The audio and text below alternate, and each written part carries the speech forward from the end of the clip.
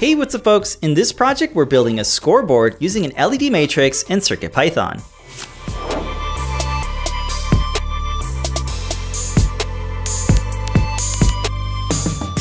We thought it'd be cool to build an indoor game where you can shoot some hoops and show your score. So we built an IR sensing hoop that displays your score on an LED matrix. We 3D printed the parts and designed this to be an easy build so folks can make one at home. This uses an IR brake beam sensor to detect when the ball goes through the hoop. The IR sensors are secured to the 3D printed hoop with the wiring hidden inside. There's an arcade button on the side that's used for starting a new game and resetting the score. This whole build is powered by an Adafruit Feather M4 Express and the RGB Matrix FeatherWing. The code for this project was written in CircuitPython by Liz Clark.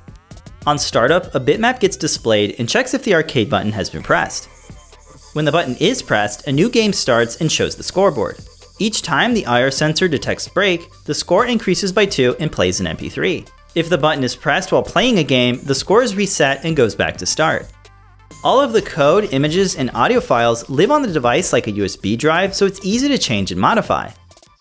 CircuitPython makes it easy to code hardware so you can build fun and interesting projects. This build features mounting holes so you can attach this to a frame or tabletop. The Matrix FeatherWing and Feather M4 Express are snap-fitted on the back of the display. A STEMMA speaker is also on the back and plays audio files when you score points.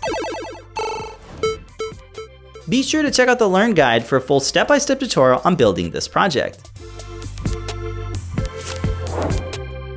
We hope this inspires you to build projects with CircuitPython so you can enjoy your time indoors.